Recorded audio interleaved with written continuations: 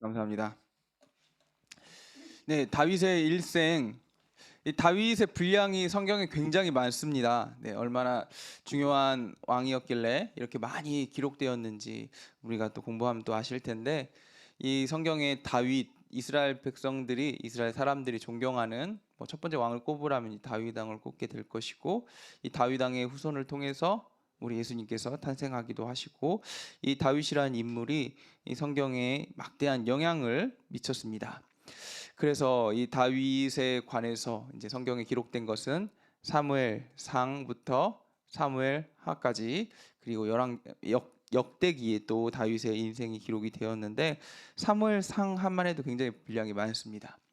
그래서 오늘 다윗의 인생을 다섯 개 단락으로 나눠서 함께 이야기해 보려고 합니다. 이 다윗의 인생 가운데 다섯 번의 어떤 기회나 큰 인생의 전환점들이 있었는데, 이 다섯 번의 전환점이 어떤 것이었는지 한번 이야기하면서 그 일생을 살펴보도록 하겠습니다.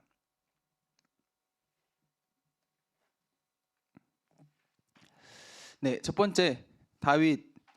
이 다윗의 직업은 원래 목동이었습니다. 양치는. 네. 어렸을 때부터 다윗은 이 양치는 일을 맡아서 했습니다. 왜인지 아십니까? 네, 다윗이 왜 이런 일을 했을까요? 네, 막내여서. 네, 집에서 제일 막내여서 이 일을 했습니다. 형들은 막 전쟁터 나가고 집에서 귀한 일, 좋은 일들을 했는데, 집에서 집안일인 거죠. 집안일 같이 집에 가업을 잇는 일을 다윗이 했습니다. 그래서 다윗의 직업은 목동이었다. 다윗이 살고 있었던 곳은 유대 베들레헴. 네. 유대 베들레헴이 하면 생각나는 게 어디시죠? 네. 예수님께서 태어나신 곳. 네, 그것이 유대 베들레헴이죠. 여기 이 다윗의 출생지가 이곳이어서 이 요셉이 출생 신고를 하기 위해서 자기 고향 베들레헴으로 가서 거기서 예수님께서 태어나시죠. 그래서 다윗의 고향은 동일하게 베들레헴이었다. 그리고 다윗은 8명의 형제 중 막내였다. 자, 룻기에는 이제 이세는 오벳의 아들이고 보아스의 손재다라고 나오고, 이 이세가 바로 다윗의 아버지였다라고 보시면 되겠습니다. 또한 이 성경에 재밌는 표현들이 있는데, 다윗의 어머니에 대한 표현들이 좀 나와요. 시편 86편 16절에 보면은, 내게로 돌이키사 내게 은혜를 베푸소서, 주의 종에게 힘을 주시고 주의 여종의 아들을 구원하시옵소서. 시편 116편 16절에 보면, 여호와여 나는 진실로 주의 종이요 주의 여종의 아들 곧 주의 종이라, 주께서 나의 결박을 푸셨나이다.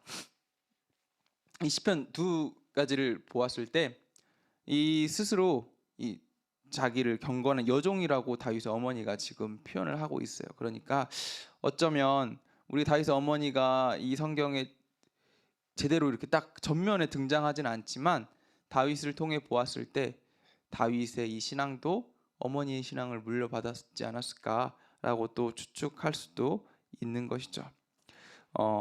또 다윗에 대한 이 다윗 족보를 보면은 우리 예수님의 족보도 마찬가지죠. 네.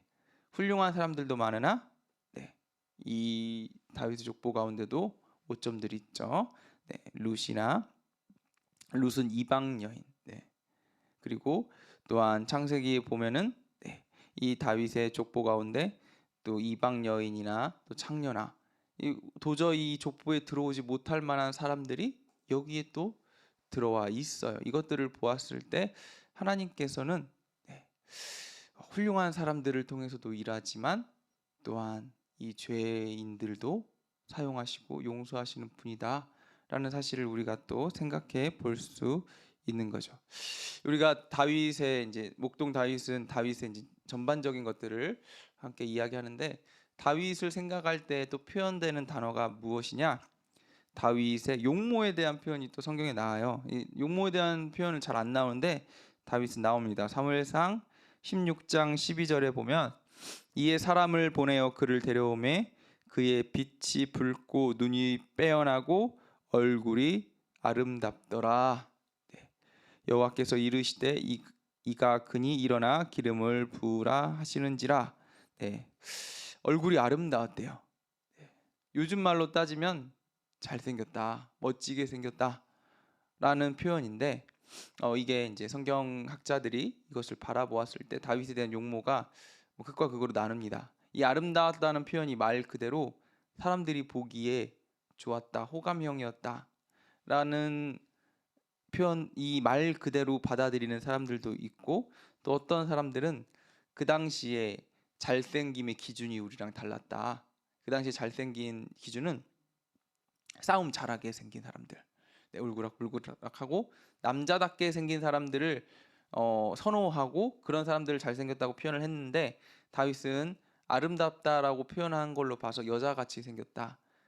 우리가 요즘 말로 하면 미소년이죠. 그래서 이 표현대로 하자면 다윗은 아름답지만 남자답지는 못했다. 뭐 이렇게 표현하기도 합니다.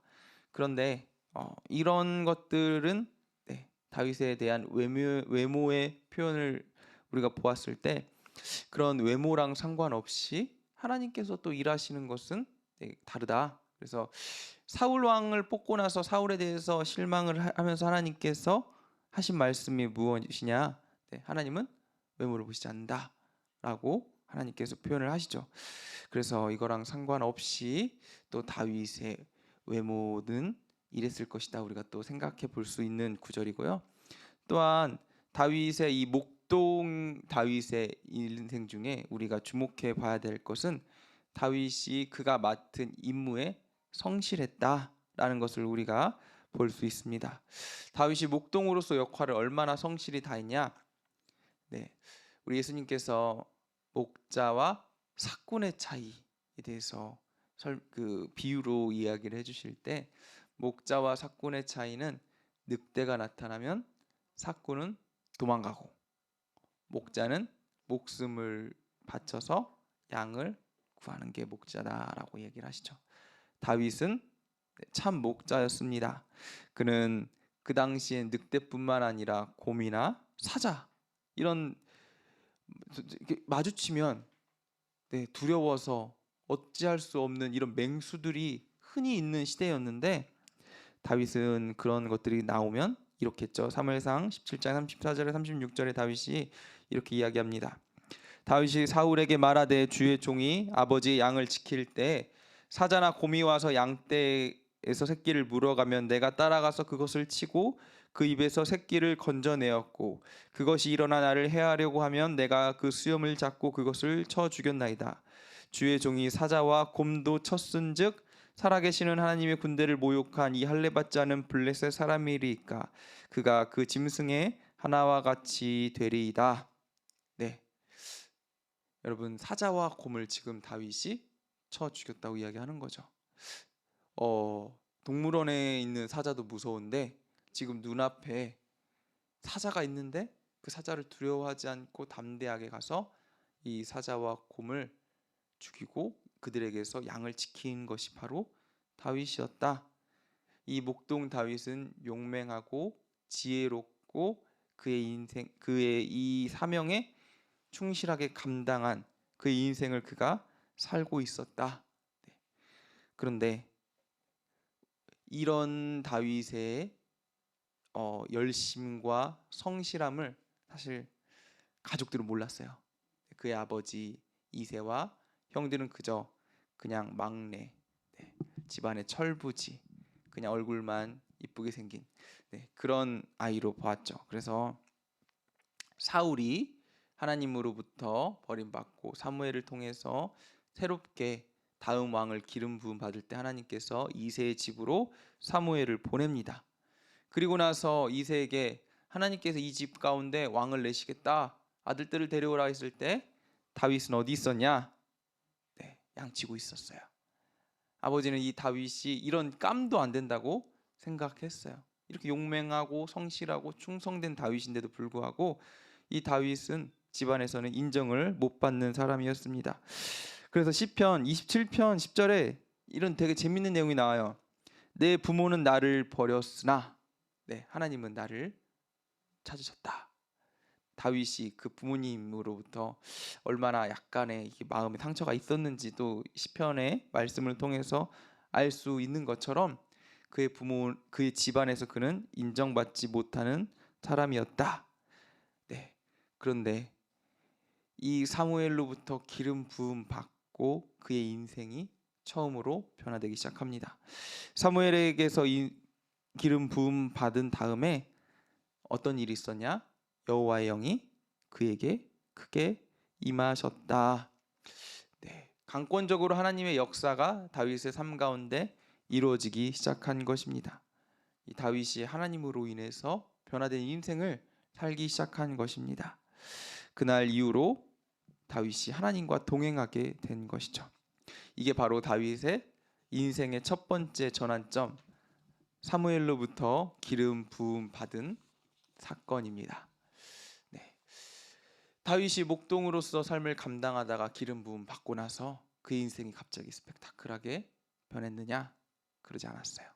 여전히 그는 목동의 인생을 살았고, 그는 부모님으로부터 여전히 인정받지 못하는 그런 막내 인생을 계속해서 살았습니다. 그러나 다윗은 실망하지 않았어요. 여호와의 영에 감동했을지라도 대단한 일을 한 것이 아니라 하루하루 그의 인생에 충성된 삶을 살았다는 것이죠.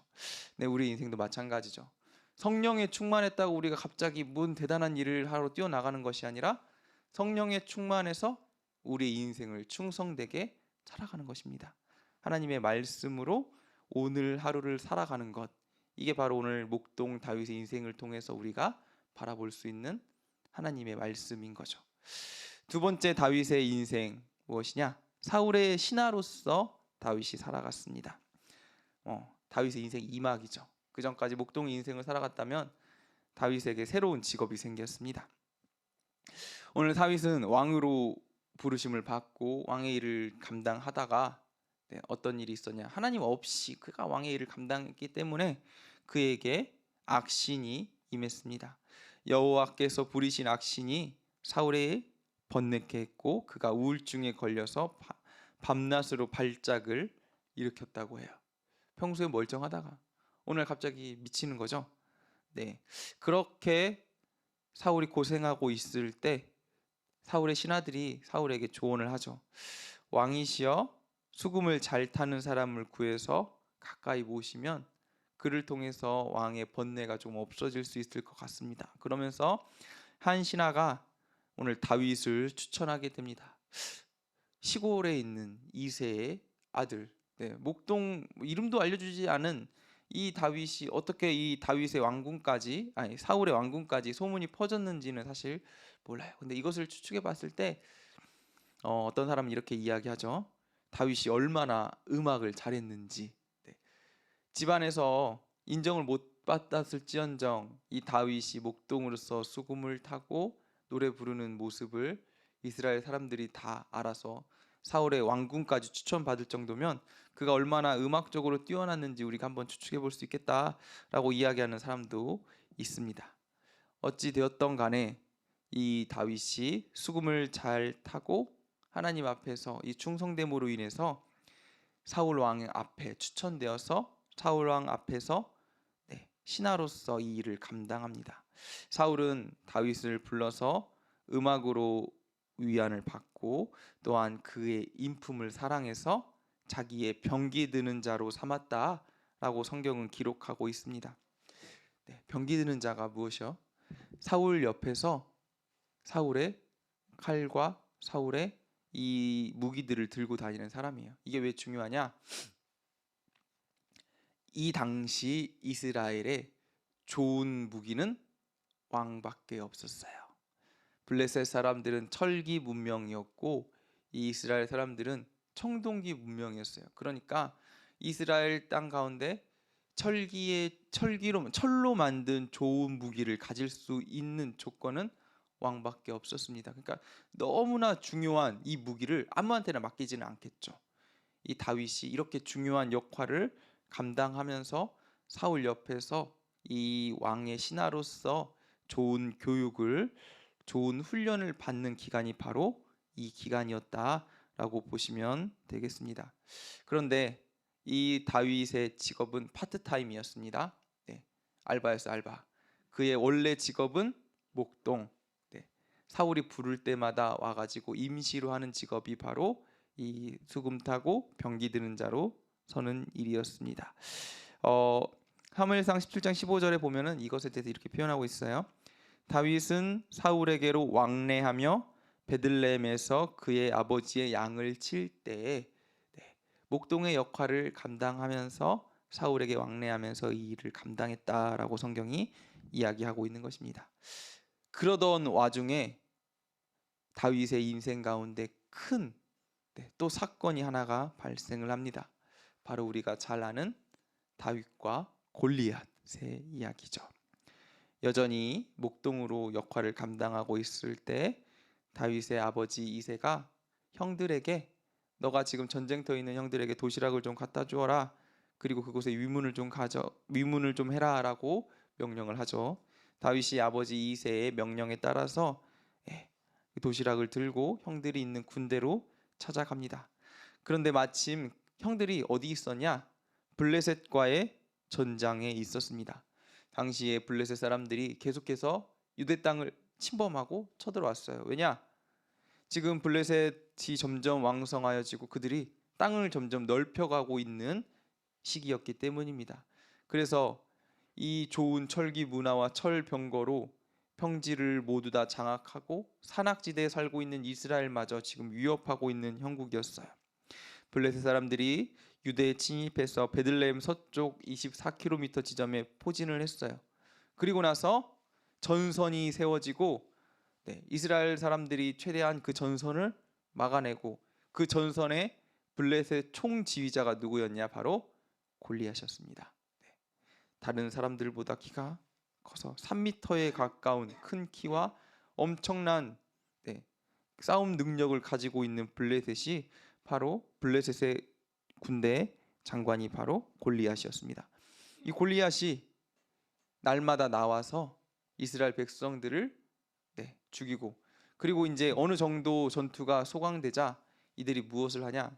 이스라엘 백성들을 도발하는 거죠. 나와서 우리가 싸우자. 너희가 숨어 있지만 말고 우리가 정정당당하게 싸우자. 그런데 이스라엘 백성들이 지금 싸우지 못하죠.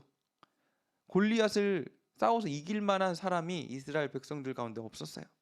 그러니까 날마다 그들은 나와서 이스라엘과 이스라엘의 신 하나님을 모욕했어요. 너희들 그거밖에 안 되니? 너희들의 신도 우습구나.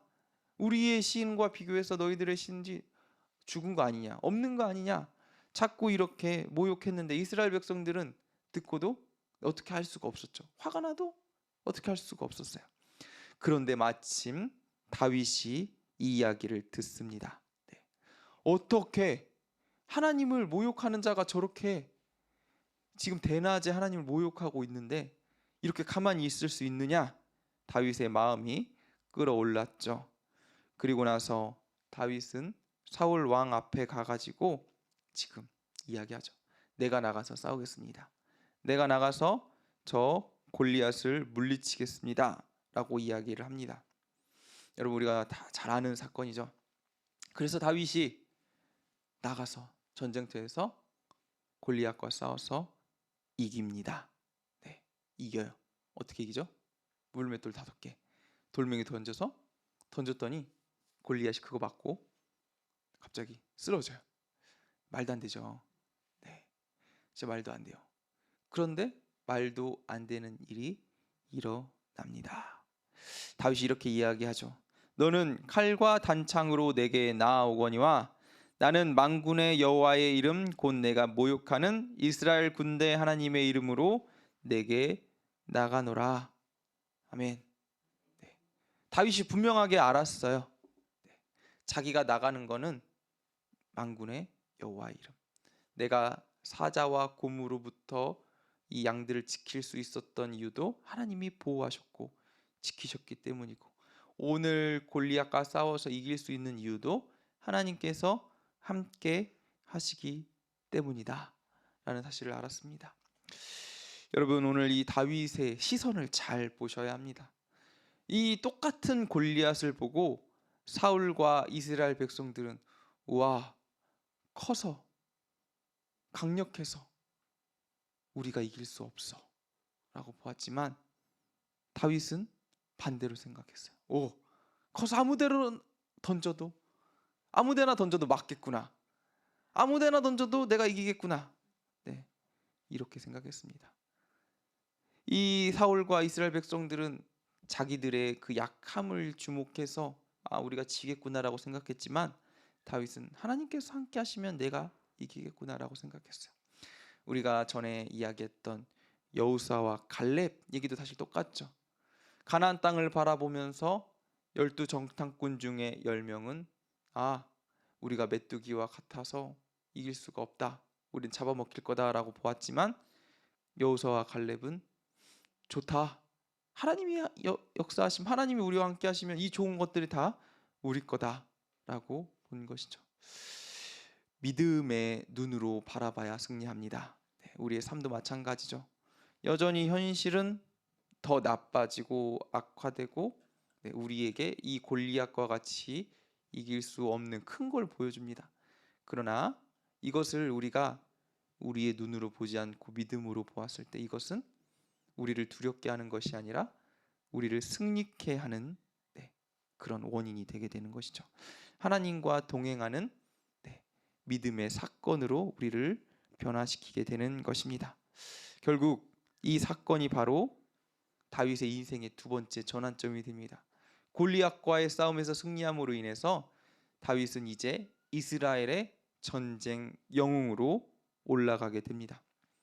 되게 재밌는 것은 사울이 다윗이 전쟁터에 나갈 때까지만 해도 그에게 대해서 별로 관심이 없었어요. 나가서 한번 싸워봐라, 내 거 다 줄게, 네가 좋은 거 있고 가서 싸워봐라, 그냥 응원할 뿐이었어요. 그냥 이 문제를 해결할 하나의 방법 중에 하나라고 생각했을 뿐입니다. 그런데 다윗이 막상 전쟁터에서 돌아오자 사울이 관심을 가지고 그가 누구냐, 도대체 그가 누구기에 나가서 싸워서 골리앗과 싸워서 이기고 돌아왔느냐, 왜 이렇게 관심을 가졌냐. 사울이 약속을 했어요. 골리앗을 죽이는 자에게는 딸을 주고 그 아비의 집은 세금을 면제해 주겠다라고 약속했기 때문에 지금 자기 집안의 사위로 드리는 것과 그냥 전쟁터에 나가는 것과 전혀 다른 이야기죠. 그러니까 이제 가족으로 맞이하기 위해서 다윗의 조건을 살펴봅니다. 되게 재밌는 이야기죠. 근데 이 사울이 약속을 지키냐? 안 지키죠. 자기 첫째 딸 메랍을 주기로 약속해놓고 다른 곳에 시집 보내버립니다. 그리고 둘째 딸을 다윗에게 주기로 약속하는데 그냥 주는 것도 아니에요. 둘째 딸 미갈을 이용해서 다윗을 죽이려고 합니다. 이 다윗이 전쟁 영웅으로 돌아오자 많은 사람들이 다윗을 추켜 세워요. 그리고 다윗이 또 이 전투뿐만이 아니라 계속해서 많은 군대 장관에 임명돼서 많은 블레셋과의 전투에서 승리를 가져옵니다. 그러니까 다윗에 관한 노래들이 생겨나죠. 사울은 천천히고 다윗은 만만이다. 이 이야기를 들은 사울이 이제 눈이 뒤집혀요. 다윗 때문에 내가 이 왕좌에서 내려올 수도 있겠다. 이 이야기를 들은 사울은 그날부터 다윗을 주목하게 되었다라고 사무엘서가 우리에게 이야기합니다. 특별히 이 이야기가 사무엘이 사울을 통해서 예언을 했죠. 사무엘상 15장 27절에서 28절에 보면은 사울이 하나님 앞에 범죄했을 때 사무엘이 사울에게 이렇게 이야기합니다. 사무엘이 가려고 돌아설 때에 사울이 그의 겉옷자락을 붙잡음에 찢어진지라. 사무엘이 그에게 이르되 여호와께서 오늘 이스라엘 나라를 왕에게서 떼어 왕보다 나은 왕의 이웃에게 주셨나이다.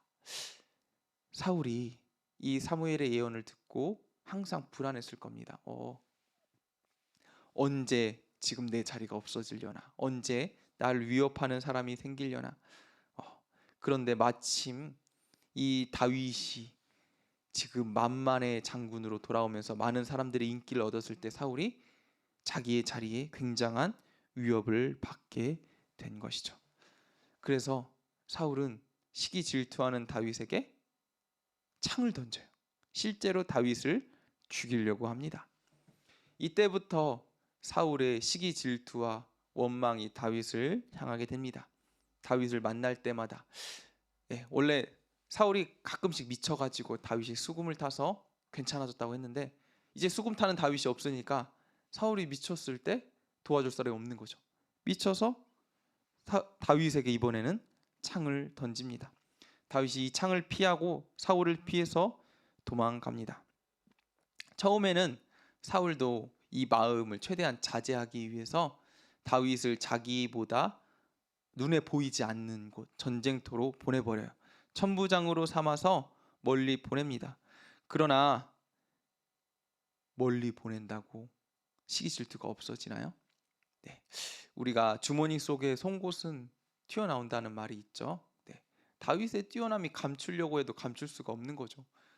멀리 보냈는데도 그 이야기가 계속해서 들려오는 것이죠. 사울은 계속해서 시기 질투하는 다윗을 죽이려고 합니다. 그 중에 하나가 딸 미갈을 이용하는 겁니다. 미갈과 결혼하기 위해서는 너가 블레셋 사람 100명을 죽이고 그들의 양피를 베어와라 라고 이 조건을 달아요.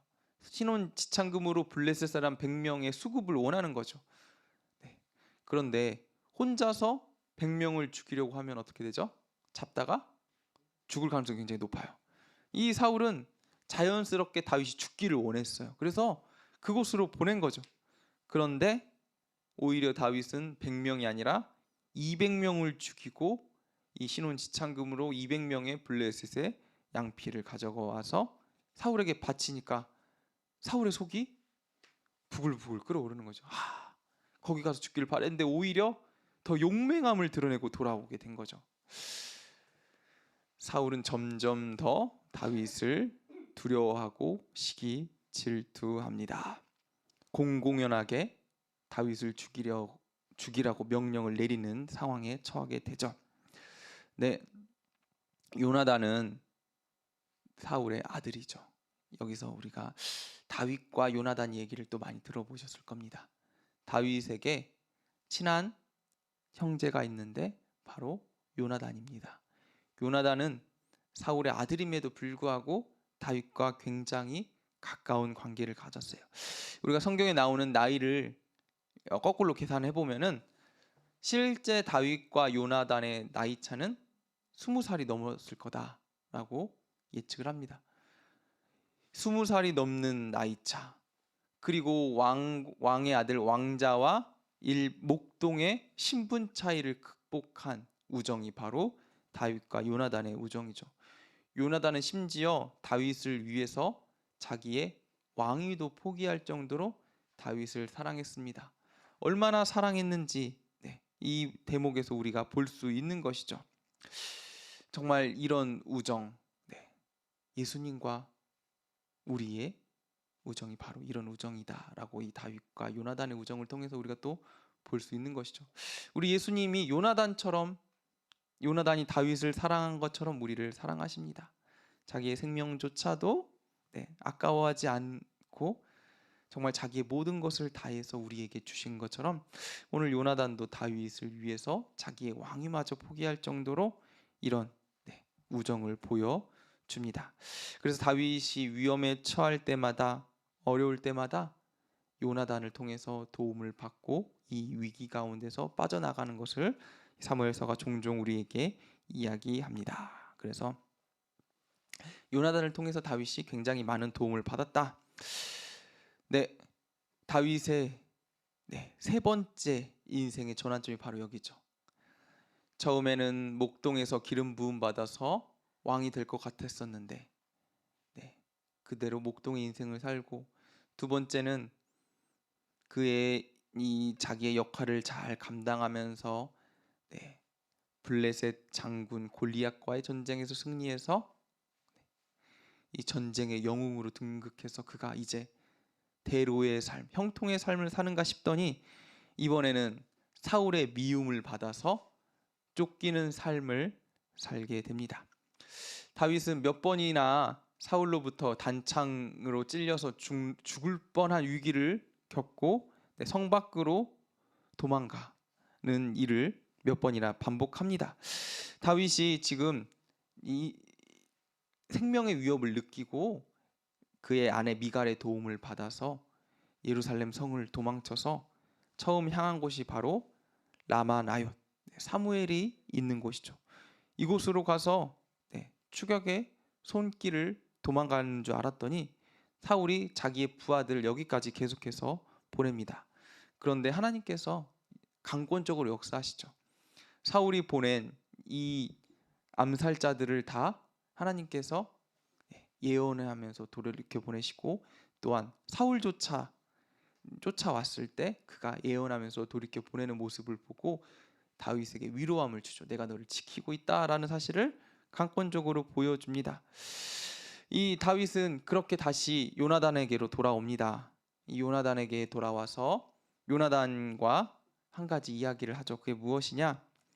그때가 지금 월삭제 축제, 한 달에 한 번 온 사울의 신하들이 모여가지고 식사를 하는 날입니다.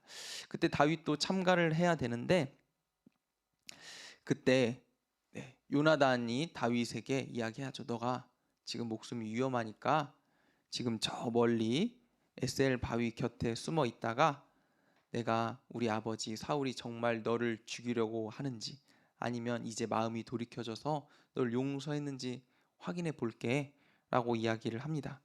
그런데 여전히 사울 왕의 분노는 멈추지 않았고, 오히려 다윗을 감싸는 요나단마저 창을 던져서 자기 아들마저 죽이려고 하는 그런 상황에 처하게 되는 것이죠. 이 다윗은 이제 완전히 실망해요.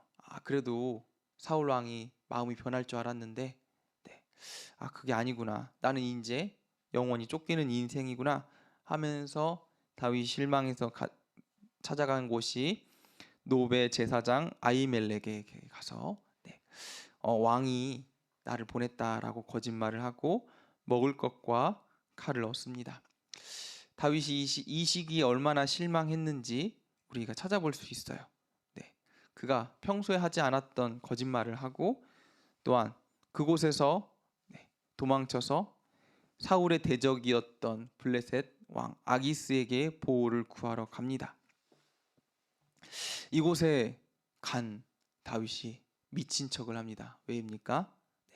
아기스의 신하들이 다윗을 보고 이렇게 이야기하죠. 그가 우리의 장군들을 죽인, 우리의 병사들을 죽인 용맹한 다윗이 아닙니까? 지금 그를 죽이는 게 좋은 기회입니다. 그때 다윗이 미친 척을 하면서 이 위기를 간신히 피해내게 되죠. 시편 34편에 보면은 다윗이 아비멜렉 앞에서 미친 체하다 쫓겨나서 지은 시가 있습니다. 그는 어찌 되었던 간에 이때 이렇게까지 하면서 다시 한번 마음을 다잡습니다. 시편 34편에 보면 그가 이렇게 마음을 돌이킨 이야기가 등장합니다. 아비멜렉 앞에서 미친 체하다 쫓겨나서 지은 시인데, 살펴보면 하나님을 찬양하다가 끝이 나요. 그의 인생 가운데 얼마나 상황적으로는 바닥에 있었지만 그가 나를 지키시는 분은 결국 하나님이시구나, 나의 인생 가운데 하나님이 나의 산성이시고 방패시구나 라는 것을 그가 알게 되는 거죠. 바닥까지 내려갔던 그의 마음과 신앙이 이제 다시 새롭게 되어 그가 돌아온 곳은 유대 광야 아둘람 굴입니다. 이곳에서 그가 그와 같은 사람들을 불러 모으기 시작해요. 도망간 자, 환난 당한 자, 빚진 자, 마음이 원통한 자, 이런 사람들이 다윗 아래 400명이나 모였다라고 성경은 기록하고 있습니다.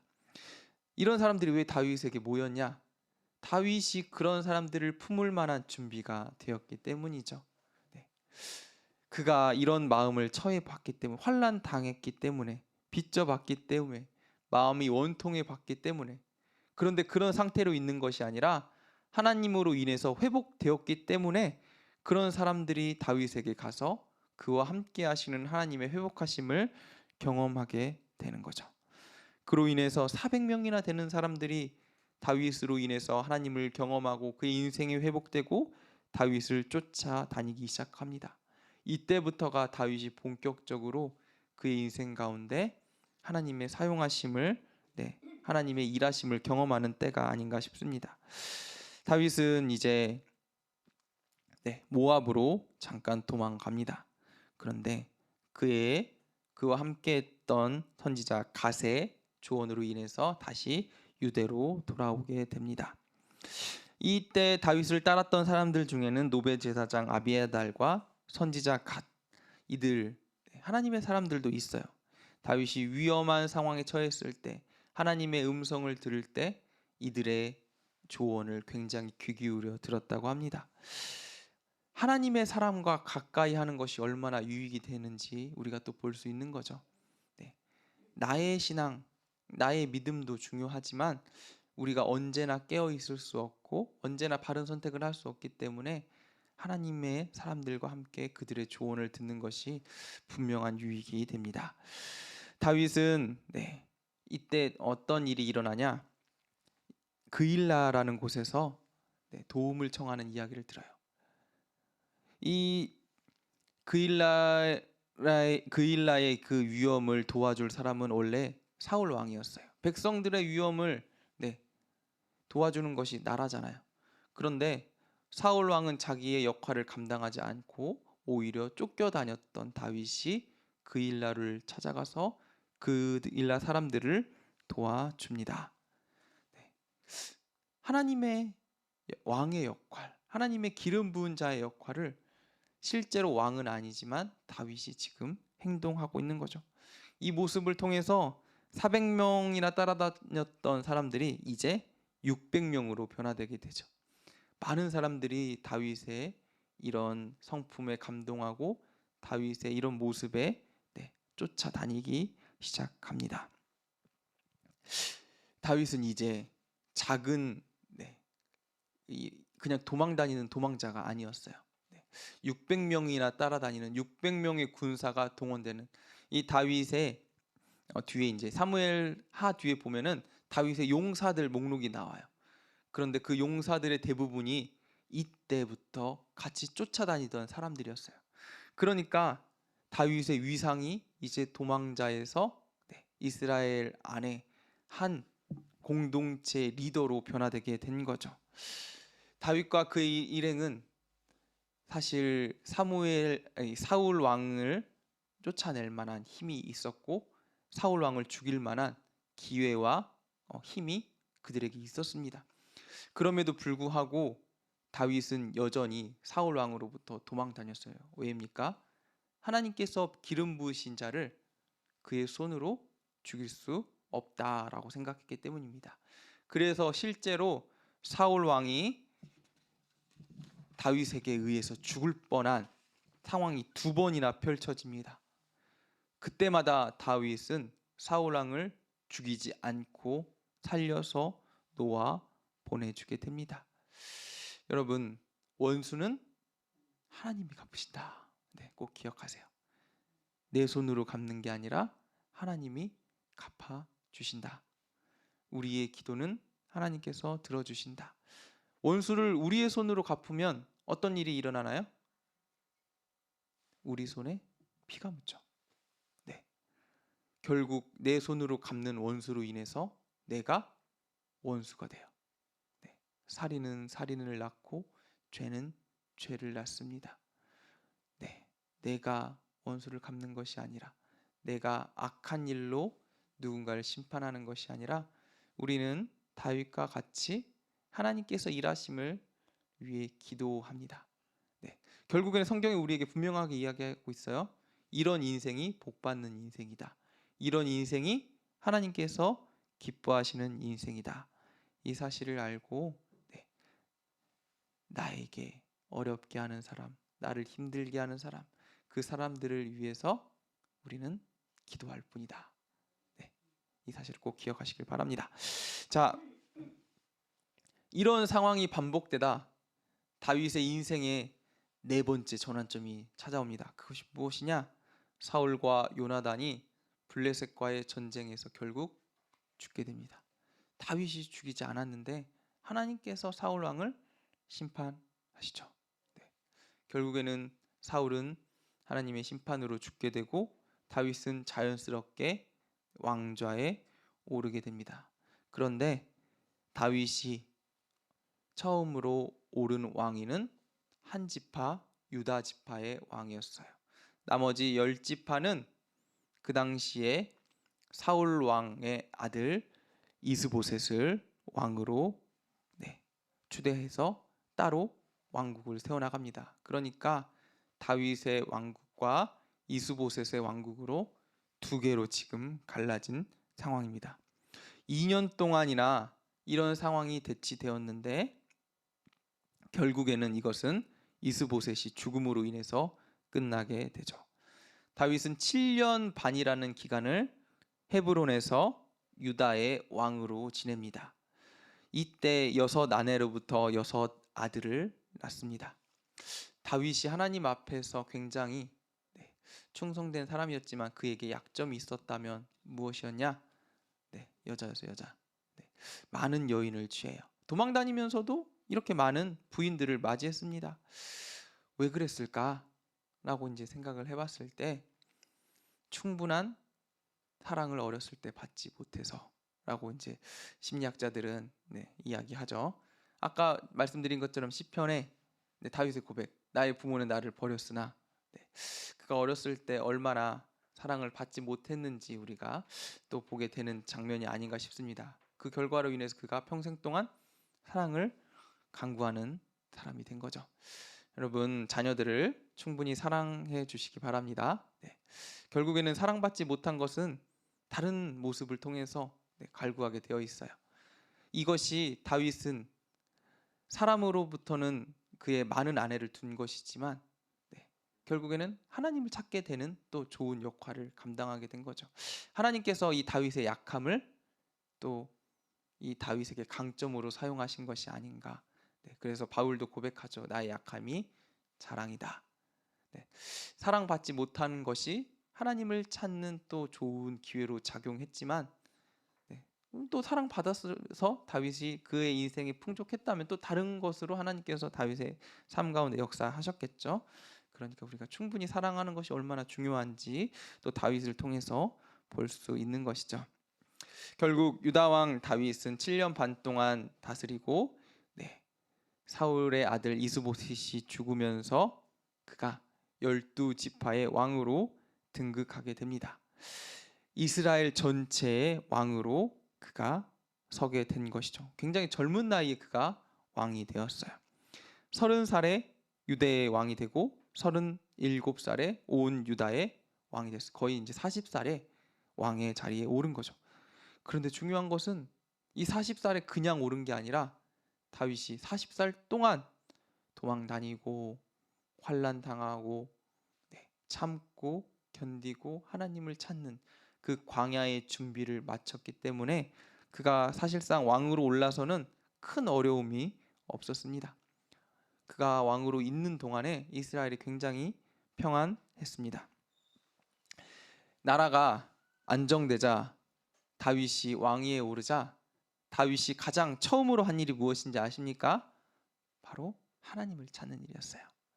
하나님의 법궤를 예루살렘으로 모셔온 일이 바로 다윗이 왕이 되어서 가장 처음 한 일이었습니다. 왕이 된 다음에 가장 처음 해야 되는 일은 원래 무엇이냐? 나라를 안정되게 만들고 신하들을 자기 편으로 끌어들이고 정치를 하고 백성들을 인기를 얻어내는 일. 사울이 왕이 돼서 처음 한 일은 사실 이거였어요. 인기를 얻어내는 일. 왜냐? 자기의 왕권을 인간적으로 강력하게 다져나가기 위해서는 사실 이것이 필요했기 때문이죠. 그런데 다윗은 그것이 아니었어요. 사람 눈에 보이기에 좋은 일을 한 것이 아니라 하나님 눈에 보이기에 좋은 일, 하나님의 시선이 향하는 일, 이 일을 다윗이 감당한 거죠. 이 법궤가 예루살렘으로 들어왔을 때 다윗이 얼마나 기뻤느냐. 너무 기뻐서 춤추다가 그 하체가 보여질 정도로 다윗이 기쁨을 표현했습니다. 하나님과 함께하는 것이 그의 인생에 얼마나 기쁜 일이었는지 또 이 사건이 우리에게 보여주는 것이죠. 또 다윗이 이때 고백하죠. 나의 집은 백향목으로 지어져서 이렇게 아름다운 곳에 거하는데 하나님의 저는 천막 가운데 있으니까 내가 하나님께 내 집보다 좋은 집을 지어 드려야겠다. 이때 다윗이 결심합니다. 하나님의 성전을 짓기로. 근데 짓지 못해요. 네, 다윗이 너무 많은 피를 흘려서 하나님께서 너 때 말고 너의 아들 때 이것을 허락하겠다 약속하시고, 다윗은 근데 실망하지 않고 성전을 지을 모든 준비를 이때 완료합니다. 솔로몬이 성전을 지었지만 사실 모든 준비는 다윗이 맞춰 놓았다라고 보시면 되겠습니다. 하나님을 얼마나 사모했고 하나님의 전을 얼마나 기뻐했는지 우리가 이 모습을 통해서 알게 되는 거죠. 이때까지가 아마 다윗의 가장 어떤 평안했던 시기가 아니었을까라고 또 생각해 볼 수 있습니다. 이 다윗의 인생의 가장 큰 전환점 중에 하나가 또 이때 등장하죠. 다윗의 인생의 마지막 5번째 전환점, 이것이 바로 뭐냐? 밧세바와의 사건이죠.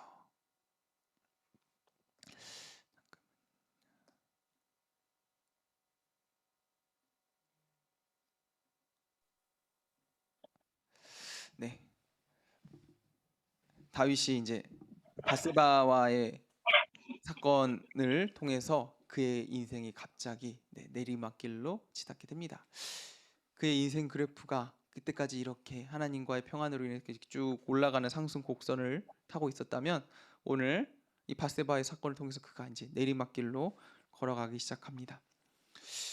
여러분, 범죄함은 평안할 때 옵니다. 사람이 평안할 때 죄짓게 돼요.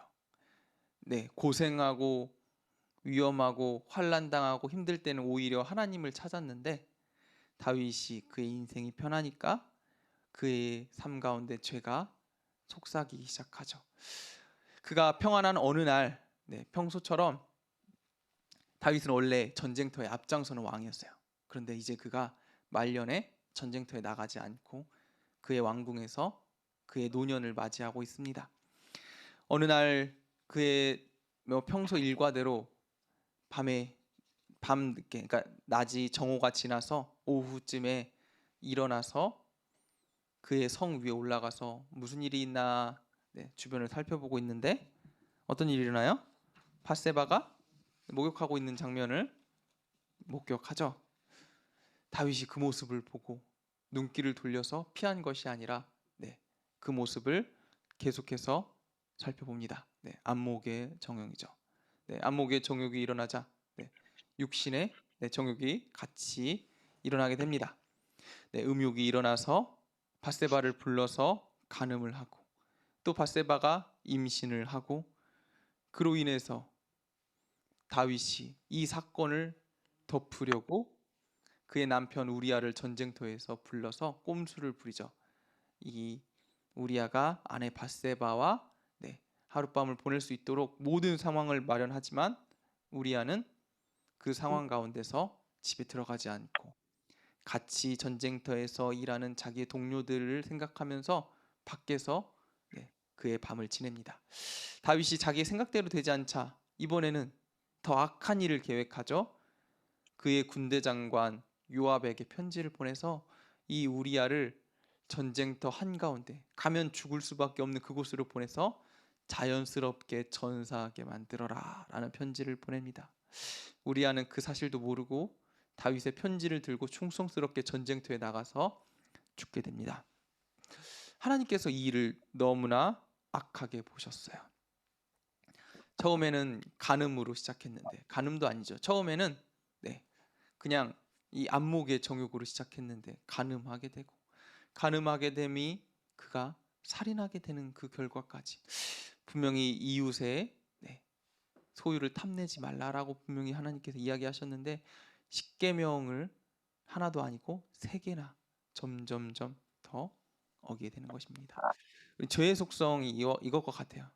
작은 죄가 결국에는 그 죄로 인해서 사람을 멸망으로 이끌어냅니다. 작은 불이 큰 산을 태워 없애듯이 작은 죄가 우리 인생을 그렇게 태워 없애게 만드는 것이죠. 그래서 때때로 하나님께서는 이 작은 죄마저 용납하지 않을 때가 있으시죠. 대표적인 사건이 이 교회가 처음 세워질 때 아나니아와 삽비라, 그의 인생을 하나님께서 벌하신 사건이고, 또한 처음 이야기 말씀드렸던 것처럼 네, 아담과 하와의 작은 죄를 또 하나님께서 또 벌하신 사건. 네, 우리가 보기에는 별것 아닌 것처럼 보이지만 하나님 앞에는 작은 죄든 큰 죄든 다 악한 것이고, 또한 이 작은 죄가 우리를 크게 범죄하게 만든다는 사실을 꼭 기억하셔서 작은 죄마저도 하나님 앞에 날마다 회개해야 할 것입니다. 결국 다윗은 이 죄로 인해서 그의 인생이 내리막길로 접어들게 되죠. 다윗은 다행히도 인생은 내리막길로 접어들지만 하나님 앞에 회개하는 인생을 살았습니다. 하나님께서 다윗을 통해서 이는 내 사랑하는 자녀다라고 분명하게 말씀하셨던 이유가 바로 이것이 아닐까 싶습니다. 다윗은 그 인생 가운데 사실 하나님이 보시기에, 또한 사람이 보기에 죄가 없는 인생, 무결점의 인생을 산 건 아니었어요. 오늘 이 바세바와의 사건도 그렇고 그 인생 가운데 몇 번이나 실수를 하게 되고 몇 번이나 하나님 앞에서 잘못을 하게 됩니다. 그런데 그의 강점은 무엇이었냐? 잘못할 때마다 그 즉시 회개했다는 거예요. 잘못했을 때마다 자기가 잘못한 것을 빨리 깨닫고 하나님 앞으로 돌아왔다는 것입니다. 하나님께서 기뻐하시는 사람은 죄 짓지 않는 사람이 아니라 죄 지었을 때마다 빠르게 회개하는 사람, 하나님 앞에 돌아오는 사람을 기뻐하시는 거죠. 우리 중 그 누구도 죄 짓지 않는 사람이 없어요. 왜냐? 율법으로는 우리가 의롭다함을 얻을 육체가 없다라고 분명히 성경은 우리에게 선언하고 있습니다. 율법이 우리에게 죄인이라는 사실을 알려주는 거죠. 우리가 죄 지을 수밖에 없는 인생이라는 것을 깨닫게 만들어 주는 것입니다. 결국 우리는 예수 그리스도로 인해서만 구원받을 수 있습니다. 다윗이 그것을 분명하게 알았어요.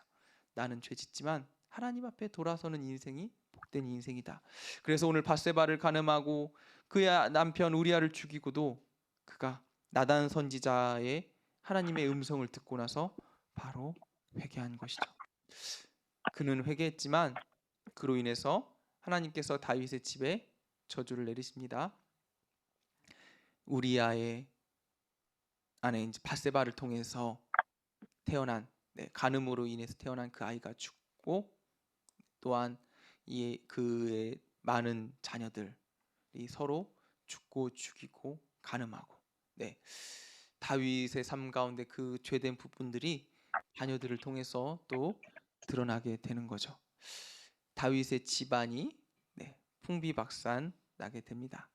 왜 하나님은 용서했는데 그의 집안이 이렇게 벌을 받았을까? 왜일까요? 왜일까요? 하나님 분명하게 다 용서하셨는데 왜 이런 일이 일어났을까요? 여러분, 용서함을 받아도 그의 대가는 분명하게 죄로 인한 상처는 분명하게 남는다는 사실을 우리가 기억해야 합니다. 하나님은 용서했지만 그의 죄에 대한 영향은 분명하게 있습니다.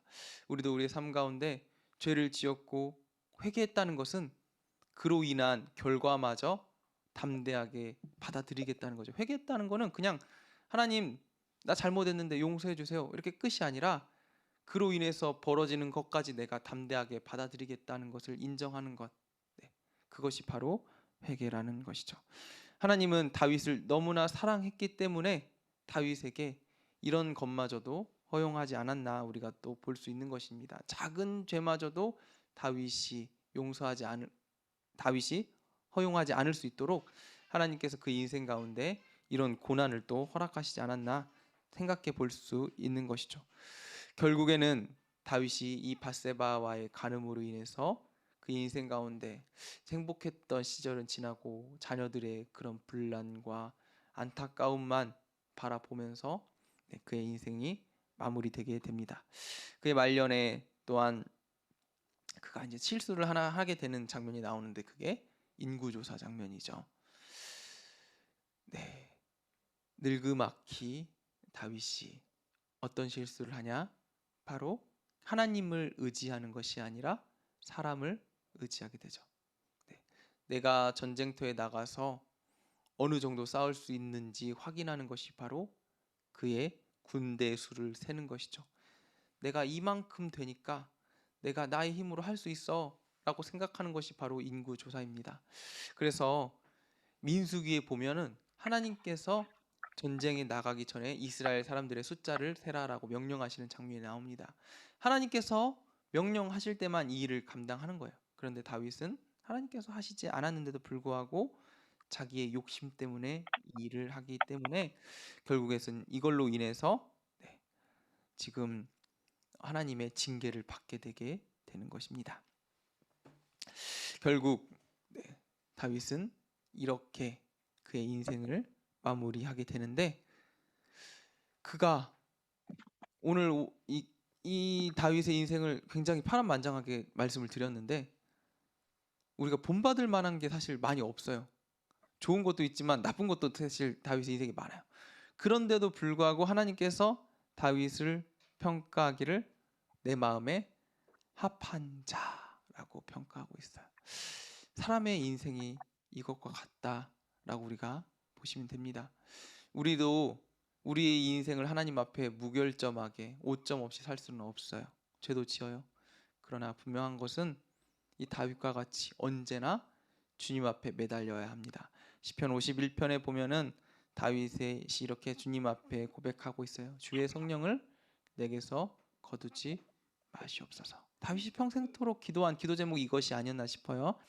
네, 주의 영을 내게서 거두지 마시고 나를 긍휼히 여겨 주시옵소서. 하나님, 내가 죄지었을 때도 나를 버리지 마시고 하나님 주님 앞에 회개하면서 서게 하여 주시옵소서.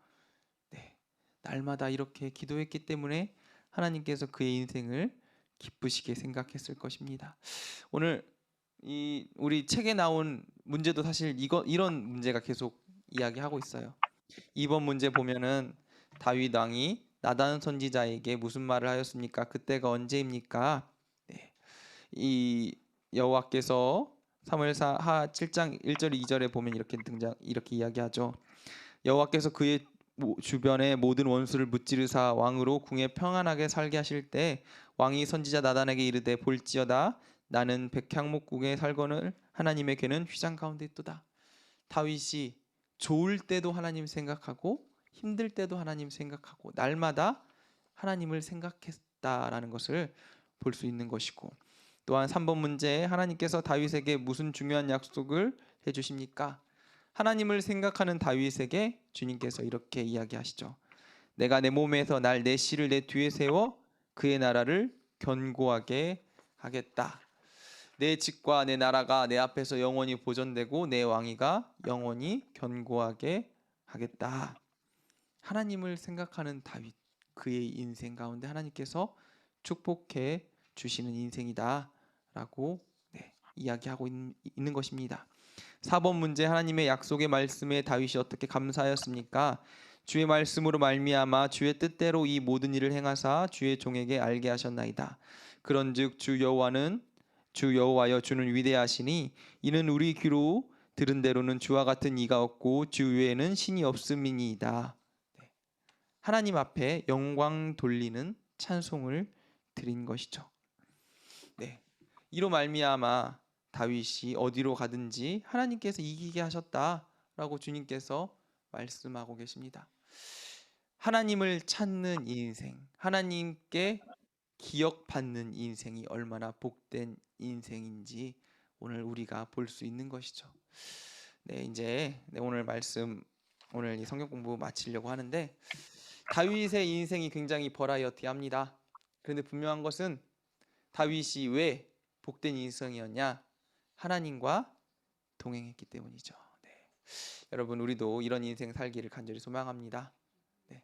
죄 지을 때마저도 하나님과 동행하는 인생, 그리고 내 인생이 평안할 때마저도 하나님 앞에 하나님을 기억하는 인생, 그런 인생이 복된 인생이다라는 사실을 오늘 다윗을 통해 기억하시면서 좋으나 슬프나 낮이나 밤이나 하나님과 동행하는 저와 여러분들이 되기를 간절히 소망합니다. 이 시간 기도할 때 주님, 오늘 다윗과 같이 주님과 동행하는 인생 되기 원합니다.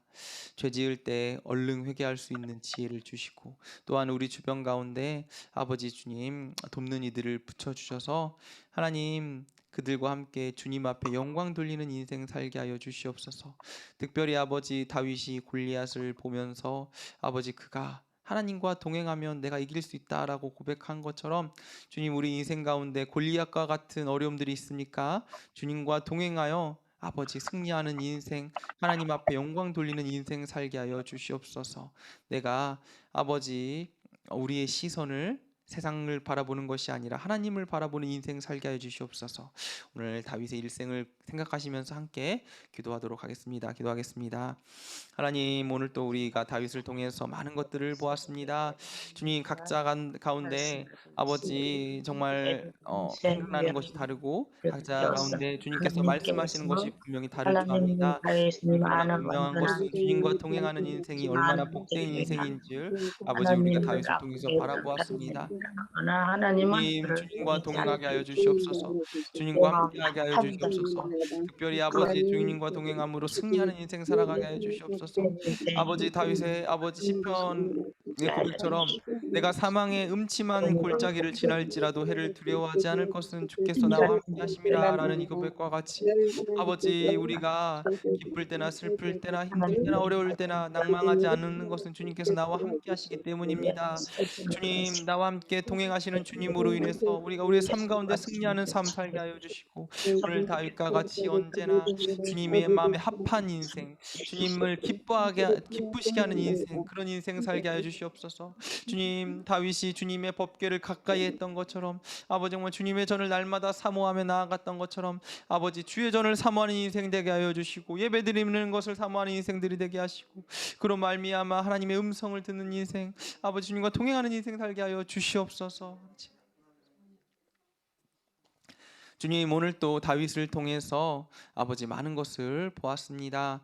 주님, 다윗의 인생과 같이 주님 마음에 합한 인생이 되기를 간절히 소망합니다. 아버지 주님의 전을 가까이 하게 하여 주시고 주님을 사모하게 하여 주시고 아버지 정말 주님과 동행하게 하여 주셔서 하나님 언제나 주님을 생각하며 주님 앞에 서 있는 인생으로 주님의 마음에 합한 아버지 우리의 삶을 살아가게 하여 주시고, 또한 내가 나의 생각과 나의 지혜로 살아가는 것이 아니라 하나님 주님께서 주시는 지혜와 하나님께서 주시는 힘으로 살아가는 인생들 되게 하여 주시옵소서. 어렵고 두렵고 힘들 때마다 연약한 나를 바라보는 것이 아니라 우리의 힘 대신 주님을 바라봄으로 아버지 골리앗과 같은 어려움을 아버지 주님의 능력으로 승리하게 하여 주시고 주님 앞에 영광 돌리는 인생들 되게 하여 주시옵소서.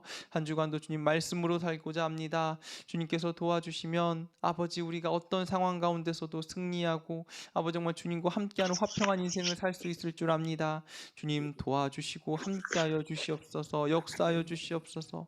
또한 우리의 작은 죄마저도 우리가 민감하게 반응하게 하여 주시고 날마다 회개하며 돌이키는 인생, 예수 그리스도로 옷 입는 인생들이 되게 하여 주시옵소서. 또한 내일 주일입니다. 주님 아버지 예배를 사목해 하시고 주님의 말씀을 사목해 하여 주셔서 아버지 예배를 통해서 변화되게 하시며 예배를 통해서 주님 만나게 하여 주시옵소서. 주님께서 함께 하실 줄 믿사오며 예수님의 이름으로 기도합니다. 아멘. 아멘. 네, 하셨습니다. 감사합니다.